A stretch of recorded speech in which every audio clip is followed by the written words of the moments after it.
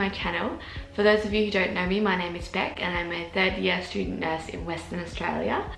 Today I'm bringing you a really exciting video. So I am currently doing placement with the RFDS. RFDS is the Royal Flying Doctor Service, and I'm going to do a second video with a lot more information on RFDS and kind of like how you can support RFDS and get to know it a bit more. They are so needed. Crazy how much this organisation does and we don't even know about it. So definitely check that video out as well. Now I have just woken up, had a shower, gotten myself semi-presentable and like in kind of loungewear. So what happens is I'm on call from 6 o'clock in the morning, and then if I don't get called in by 6, I go in from 8:30 until 4. I'll quickly show you how I pack my stuff to be prepared to leave the door quickly and get out when I'm on call. I'm on week 3 of my placement and I've flown, I think all up 26 hours so far. I'll show you how I get ready, and then I guess you can come with me to base. I'll show you around the plane, and if we get a tasking, you can come along to that too. So stick around for that. So I'll wake up at 5:30 and kind of set this out, or I'll do it the night before. So I've got my uniform, I've got my bag which I take, which has like staples in it, like spare undies if we get called out overnight, and perfume and my purse. I'll have my ID, my fob watch and my badge here, so I can just quickly chuck it in my pocket and run out the door. And then I've got my lunch, so I've got a salad for the plane. It's kind of hard to eat most things on the plane, so you've got to kind of take smart things, a muesli bar, an apple, and then a coffee bag. I'll put that in my bag. And then if I get called in before 8:30, I will chuck my uniform on, chuck my badges, grab my bag and go. So everything's ready.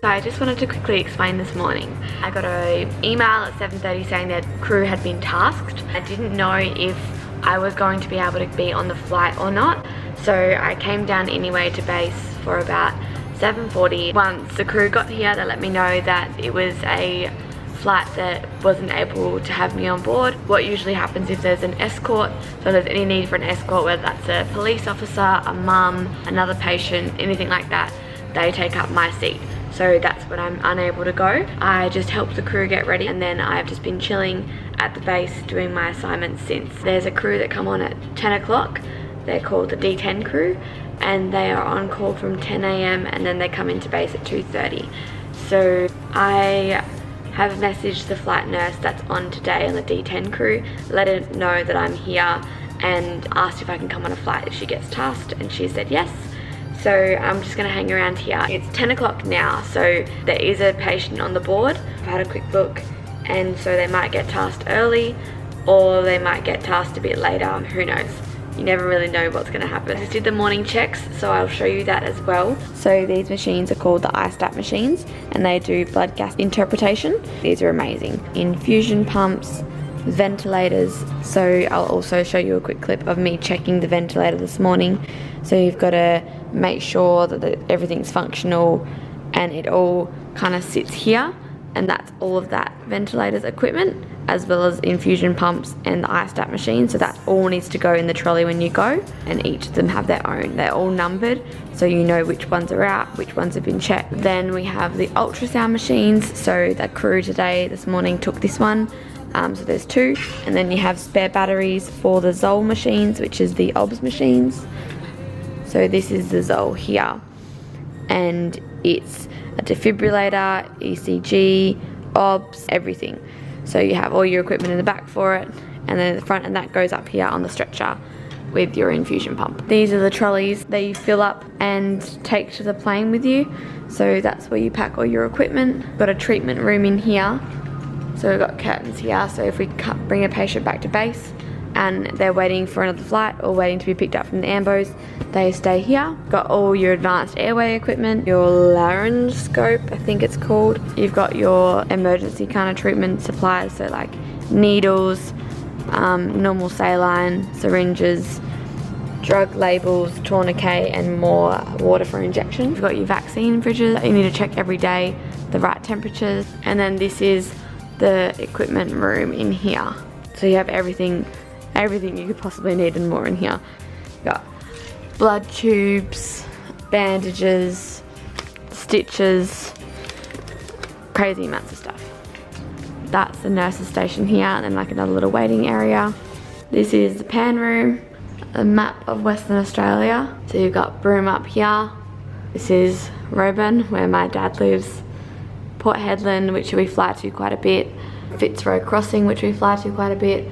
Halls Creek, which we also fly to. Kununurra up here, and all of the in-between bits. So the community health clinic in Yakanara, where the RFDS go out to and provide GP services and dental clinics and STI screening and all of that. There's also flights down to Tom Price, which if the Port Hedland crew is out of action or if they've already been tasked somewhere, we can fly to Tom Price or Paraburdoo, Newman. Basically, you cover this whole entire section. In here, this is the bariatric stretcher.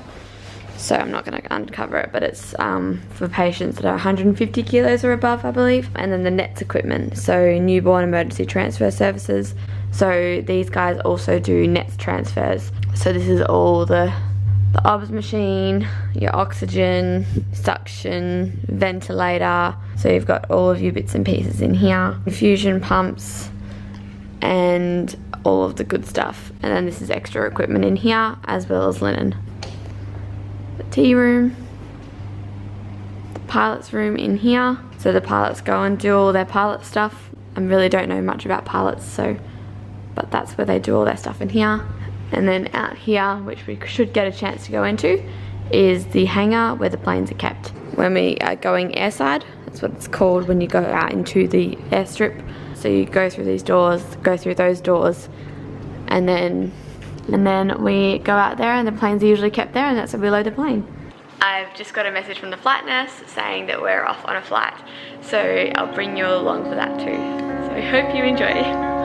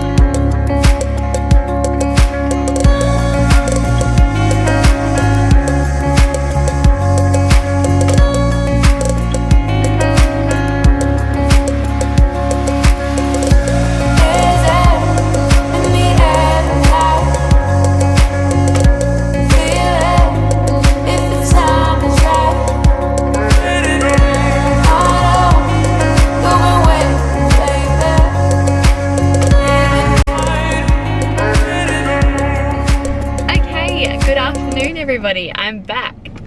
So I've just finished my day and I'm very excited because it turned out to be a really good day. Got tasked with the D10 crew, so the crew that are on call from 10 o'clock and then they come in at 2:30.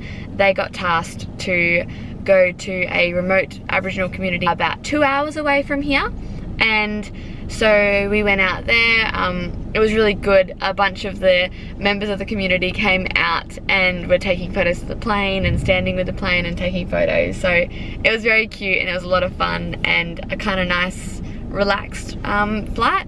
So now I'm just gonna go home. It's actually also my final ever day of placement today. Ever. Like, ever. I don't have any more days on prac as a student nurse. Like, this is it. It feels nuts and I feel like running around and jumping around for joy because I'm so excited. I'm also so sad to have this as my last day at RFDS. I cannot believe what an amazing experience, an amazing opportunity it was.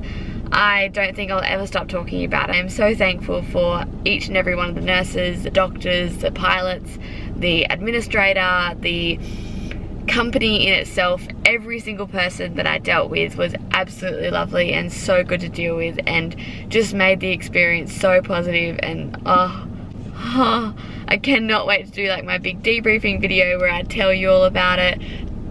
I guess that wraps up my day in the life of a flight nurse.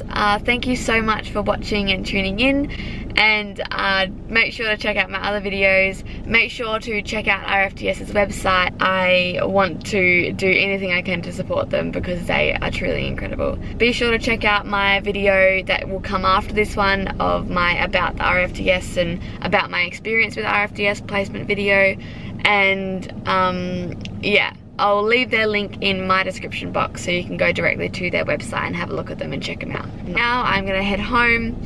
I've actually got to pack because I leave tomorrow, which is just so sad. And yeah, then I'm jumping on a plane and going home and going to get married. Anyways, thank you so much for tuning in and I will see you in my next video. Bye.